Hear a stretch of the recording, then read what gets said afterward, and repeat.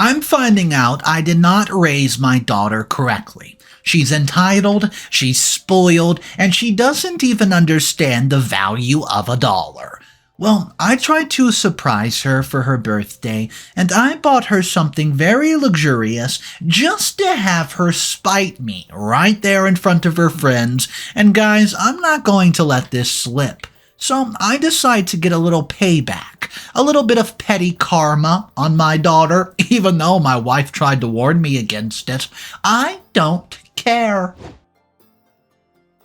As a father, I believe there's no such thing as spoiling a child. I loved my daughter so much and provided everything she wanted.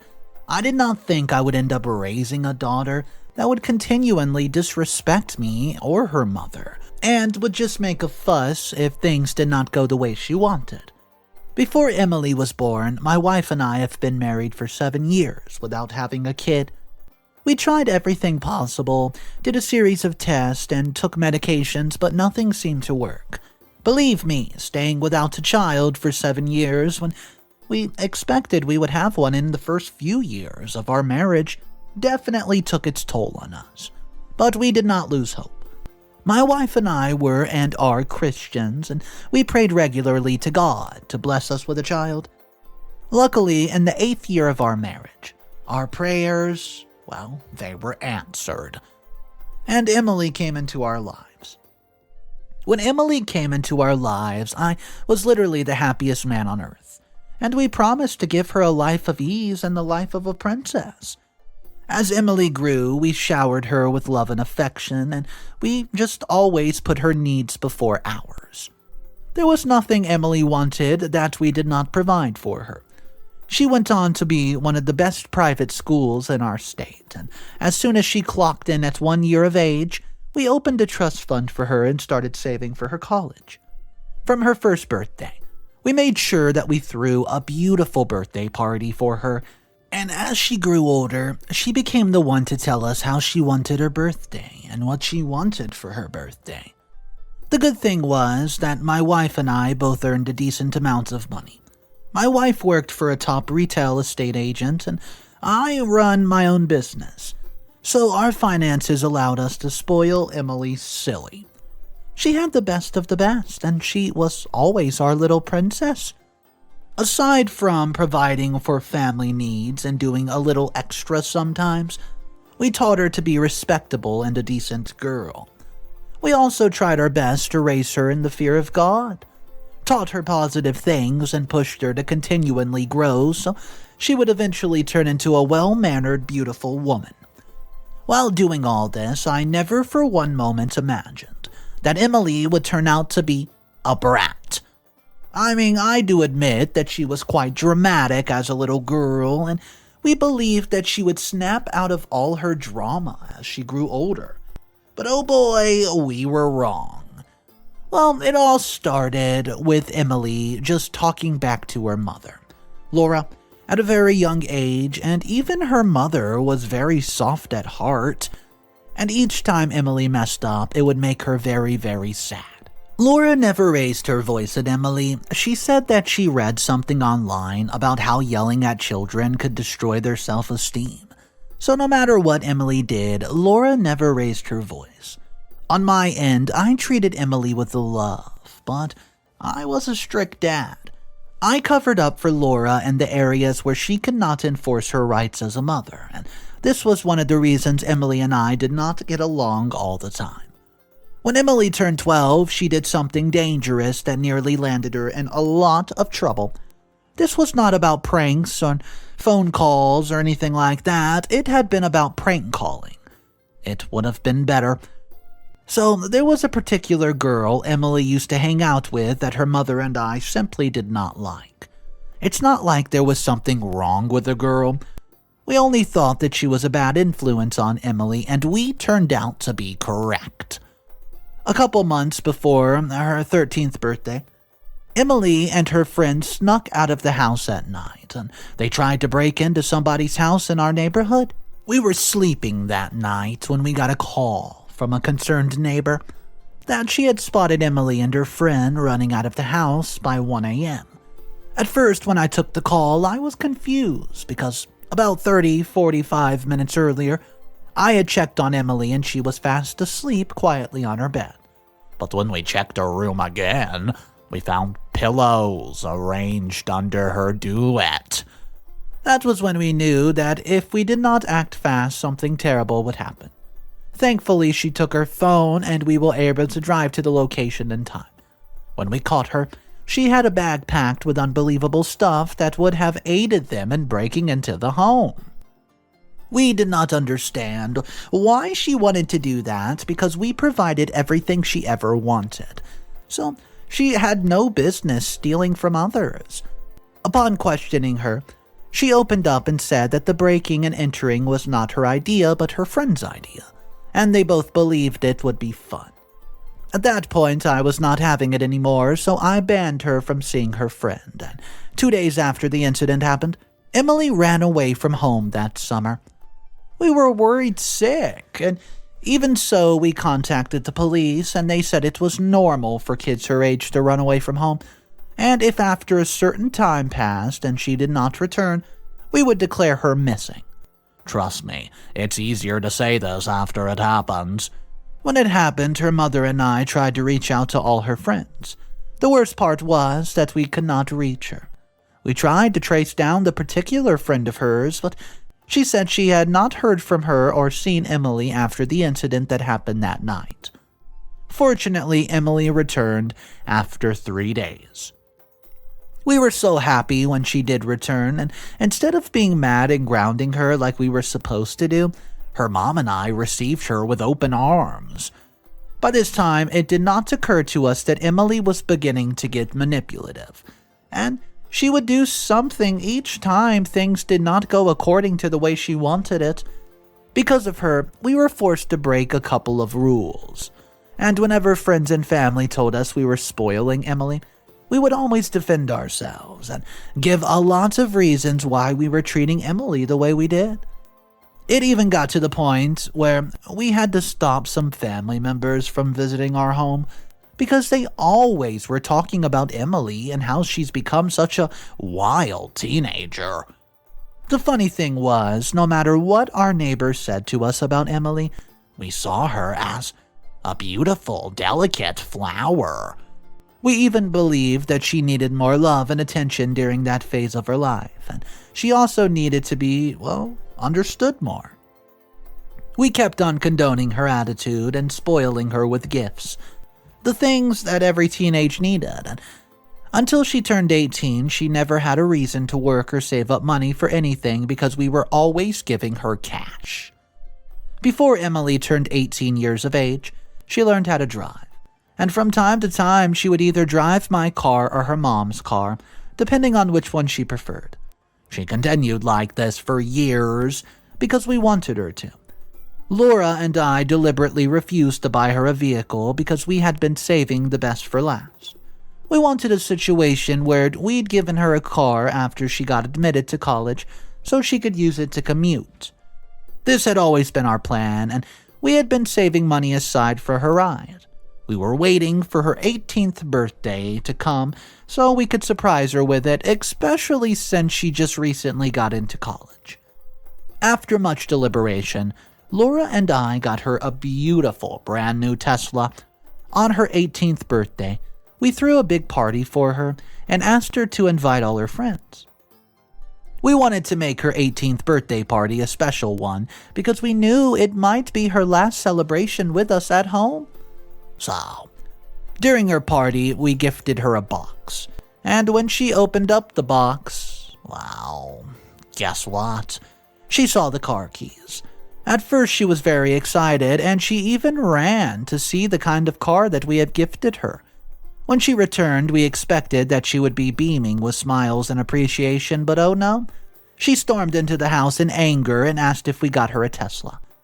When Laura and I nodded our heads in confusion, she yelled and became very dramatic, and she even said something along the lines of, "Why would you buy me a Tesla? Didn't you see better cars to get for me?" Well, that came as a shock. Even her friends who were present in the room were shocked at her response. Nobody expected that she would say something so stupid. She even went on to say that she would not drive the Tesla, and if we really wanted to gift her a vehicle, we should have gifted her a Mercedes Benz. She also added that she could not drive a Tesla while one of her rich friends drove around town in a Benz. Now, assuming she stopped talking or being dramatic at this point, it would have been okay, but she didn't. Out of shock, Laura tried to speak to her, but before her mom complimented her statement, Emily screamed at Laura and embarrassed her in front of all of her friends, and I knew Laura would not yell at her for talking to her with so much disrespect in front of her friends. So I did. Surprisingly, my yelling at Emily did not scare her one bit. Instead, she started saying that we bought her a Tesla just to embarrass her, and that she was not ready to charge her car again and again before going anywhere. And the next thing she did was throw out the car keys through the window, and then she would go ahead to pick up her phone and leave the house. As soon as she walked out of the house in anger, we knew the party was over and that she would not return home. Well, as we expected, she did not return that night and did not return the following day. To be honest, I wasn't so worried because we had already gotten used to her acting like a spoiled brat. On my end, I was upset, and her mother could not believe that she spoke to her like that. So, to teach her a lesson, we decided to do something she was not expecting. I had a nephew, Jude, who was also the same age as Emily, and he was recently admitted to college like Emily, and they were both freshmen. Unlike Emily, Jude did not really have everything provided for him. His parents were like other regular citizens trying to make a living, and Jude was also working part-time just to support his family. After, much consideration, Laura and I decided to give the Tesla to Jude, and we called him 2 days after the birthday disaster. And by then, Emily did not return, and she was not taking our phone calls either. When we handed the keys to Jude, and he saw the car, he cried. He was so happy that he could not even hold back his tears, and his appreciation broke my heart. I was expecting that Emily would show some appreciation when she got the vehicle as Jude did, but she was feeling entitled. That day, Jude could not stop hugging us. He even asked if there was anything that he could do for us, but we told him the car was our contribution to him starting college. Most of you might be thinking that it would have been better to just sell the car and give the cash to Jude if we really wanted to help him. But we had more plans for him. Also, giving the car to Jude and doing the paperwork was our way of showing Emily that one man's poison is another man's meat.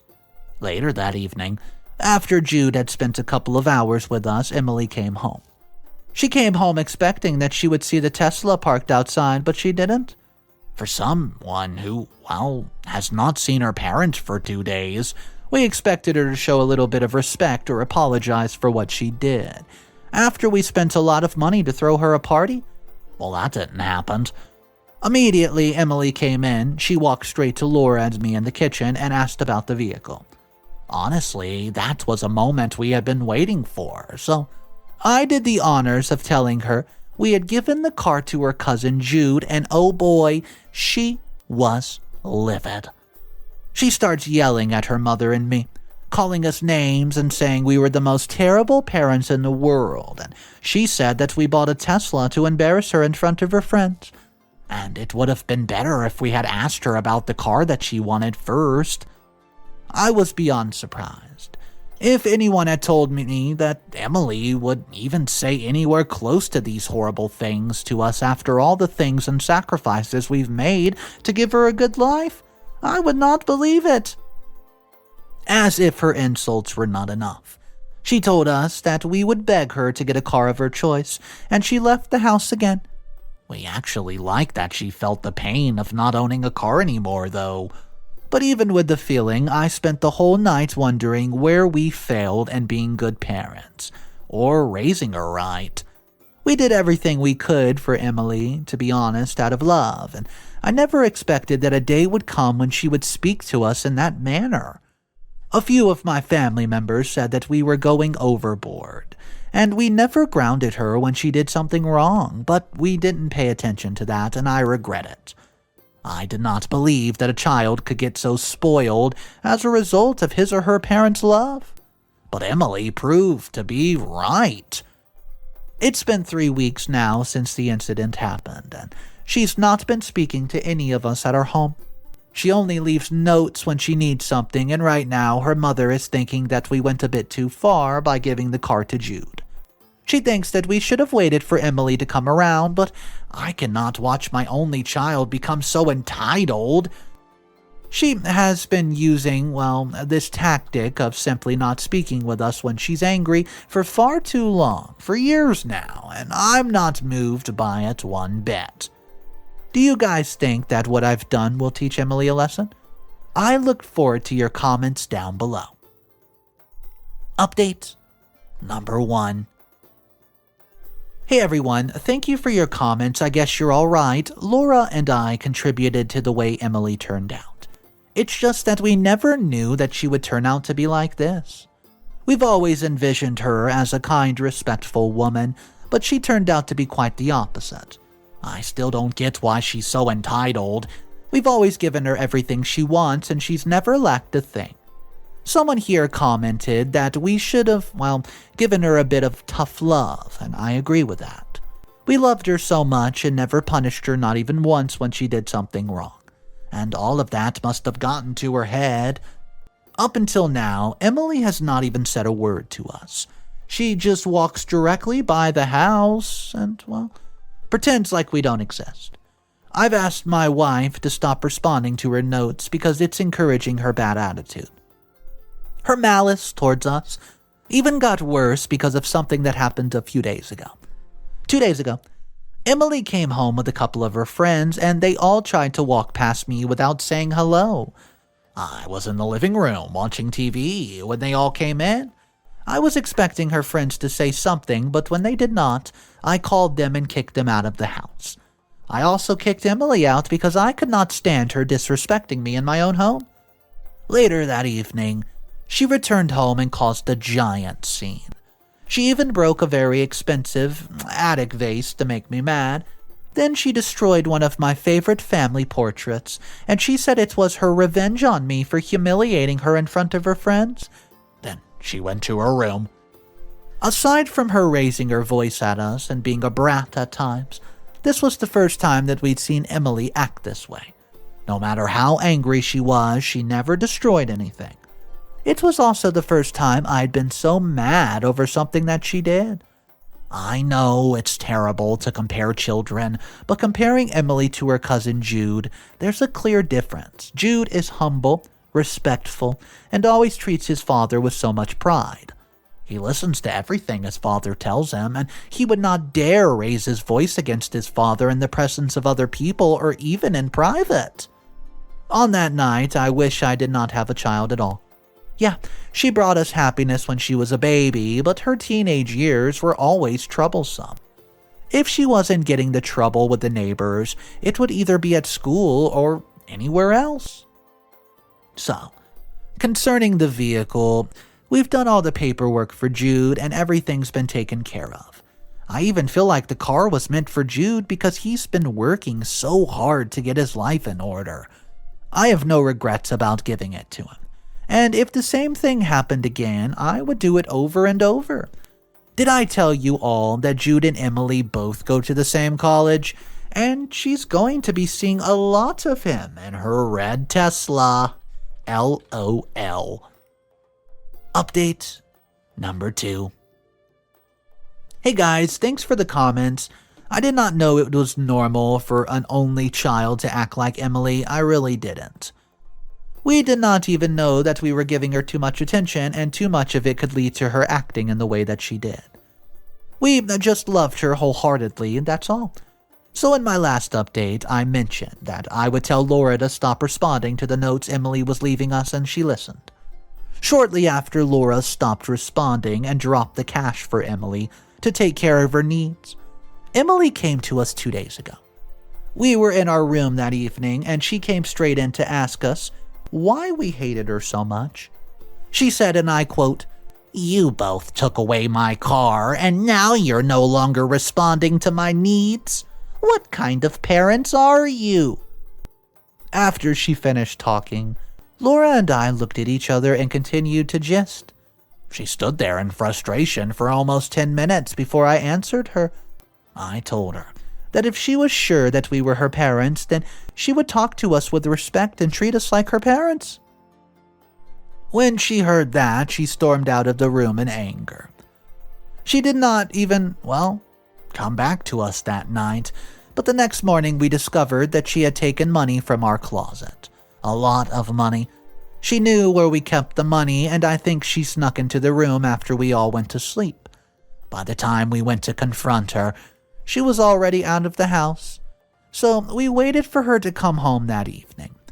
When Emily came home that evening, her mother and I confronted her, and she said that she took the money by herself because we refused to handle our responsibilities as parents.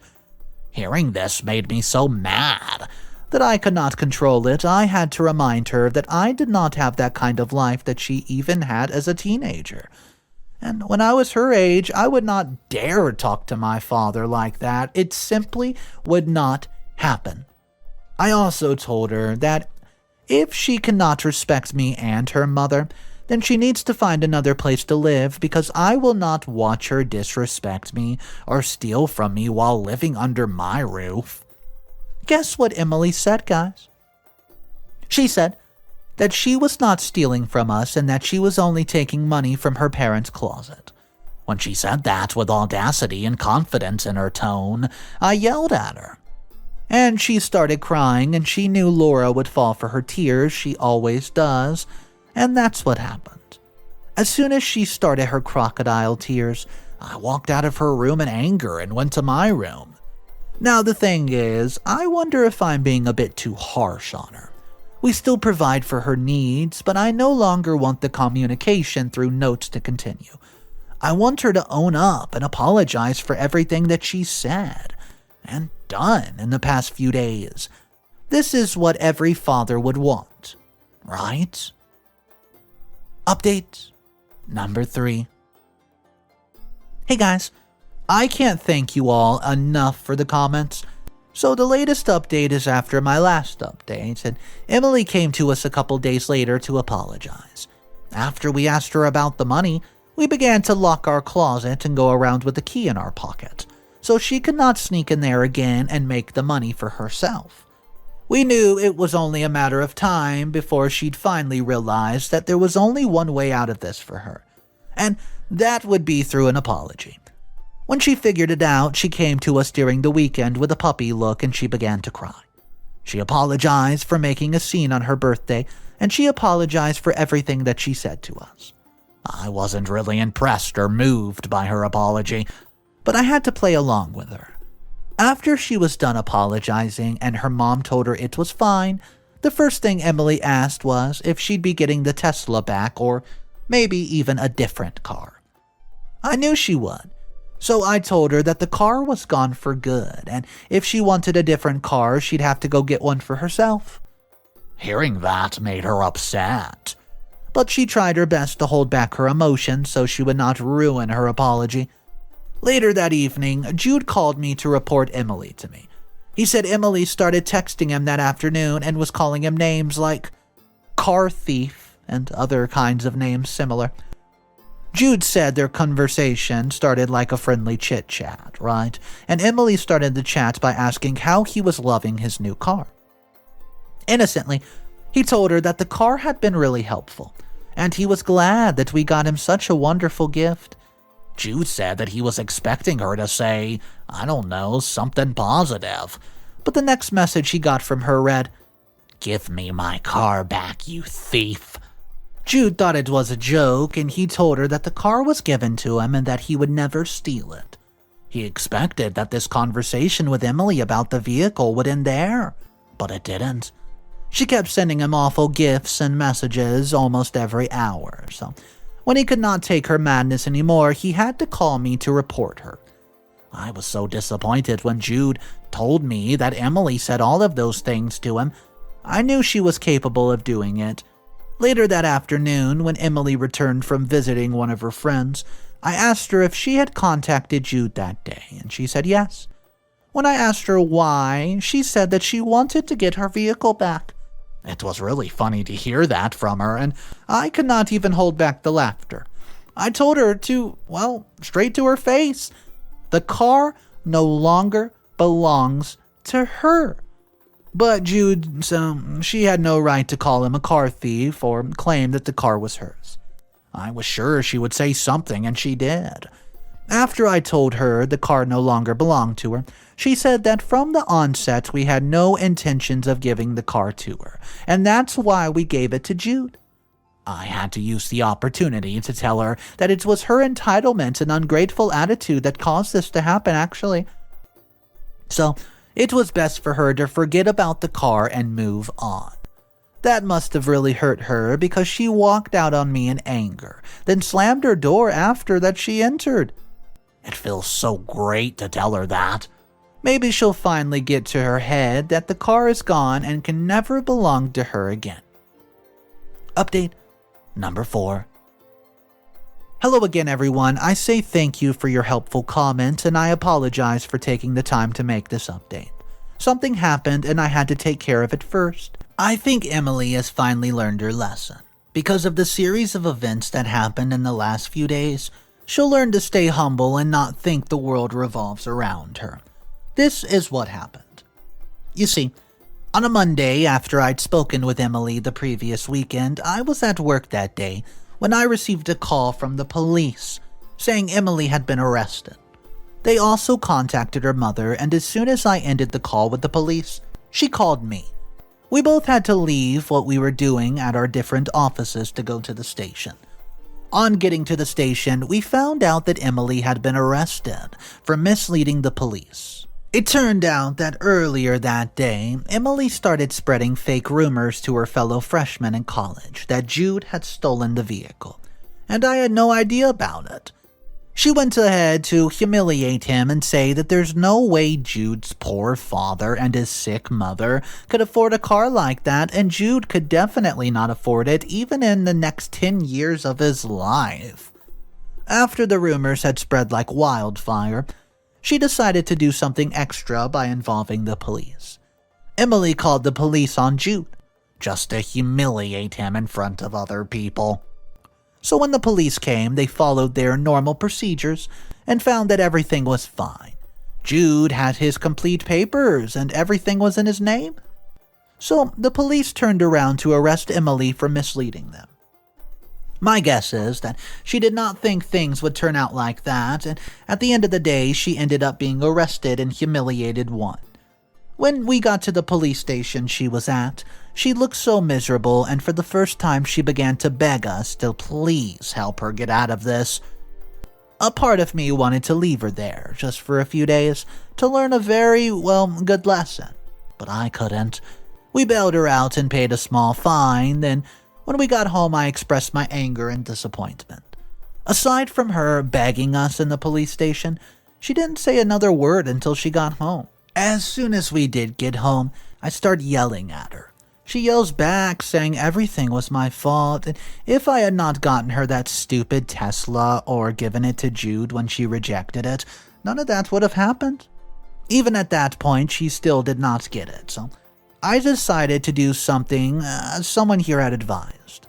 I told her she would no longer receive her monthly or weekly allowance, and from that month on, she had to pay rent if she still wanted to live under my roof.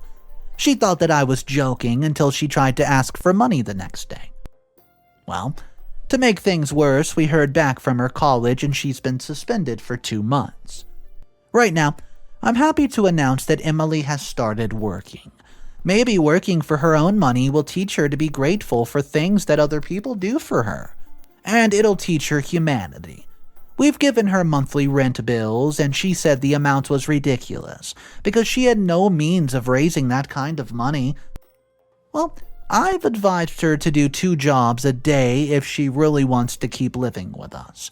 So far, I've seen a bit of frustration and progress, and hopefully by the end of her 2-month suspension, she might see light a little bit differently. Thank you everyone for your comments and your advice. I would not have done this without all of you. Thank you so much. We find out in the last paragraph of the story that it finally hits Emily like a pound of bricks. She had to get a job. She's finally starting to realize what $1 means, and she's not going to just have everything handed to her in life. Guys, when I was reading the comment section of this story, I was blown away. It turns out there was a lot of parents that were saying, hey, we know a kid like this, or hey, this is my kid, because they were entitled, and it all comes down to how they were raised. All the commenters were saying, yeah, I wish that I could have had maybe my son or daughter not give them as much as I wanted, because it just turned out to make them straight up entitled. And this seems like it happened to a lot of higher, wealthier families compared to poorer families. So I want to know what you guys think about this. Do you think that OP should have, well, not spoiled the crap out of his daughter, and maybe this wouldn't have happened? Drop your comments down below. My name's Mr. Reddito. I narrate stories every single day. I hope you guys have a fantastic day, and remember, it's cool to be kind. See ya.